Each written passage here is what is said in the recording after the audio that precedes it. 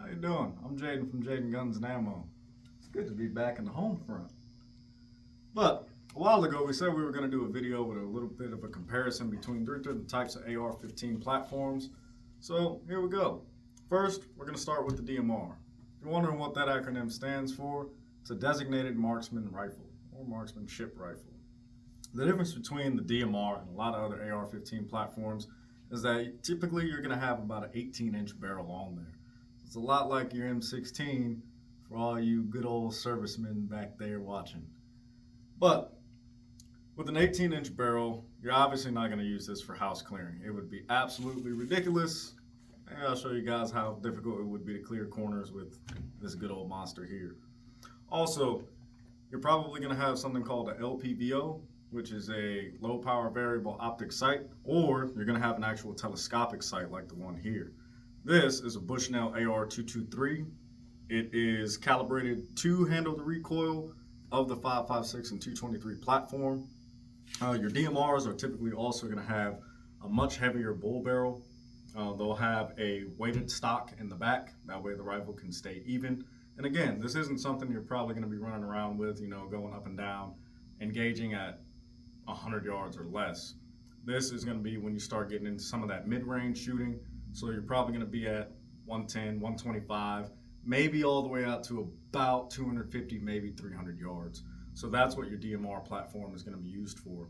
The good thing about this is that you can get all sorts of magazines for it. If you want to keep it real low profile, not really raise yourself too high off the ground, you can get 10-round magazines, 20-round magazines, and you can still put your standard 30-round magazine in here. Also, most DMRs are going to come with some kind of bipod or stabilization so that you can get a more stable platform while you're shooting. So you probably either be in the sitting or the kneeling or the prone position if you were going to be employing a designated marksman rifle. That's really about it. So moving on.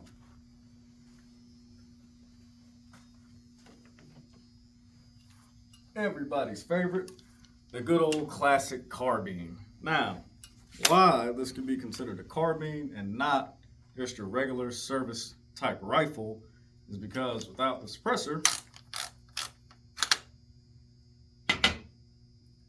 this barrel is only 14.5 inches long. So the overall length of this firearm would be considered an NFA item, which is why it's a true carbine, not a 16-inch barrel, not a pin welded barrel, because you can take this compensator off. This is a true 14.5-inch barrel with an adjustable 6-position stock. This one is chambered in 300 Blackout. And again, on your carbines, you can run things like ACOGs to take them out to a decent range, maybe again, maxing out at about that 300 yards, which is what your standard engagement would be. But this is when you would get more into the urban environment. So if you're doing house clearing, training, going door to door, room to room, this would probably be where you would want to start.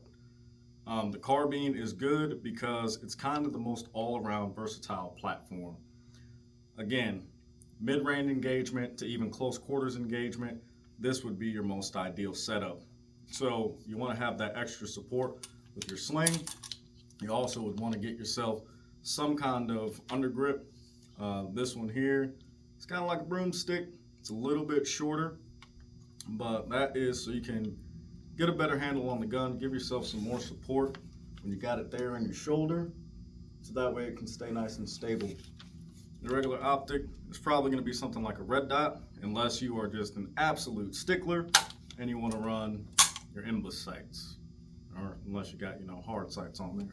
But it's the modern age, it's 2024. If you're still rocking, some good old A2 carry handles, you just might be a boomer. But that's okay. We love boomers around here. You guys paved the way.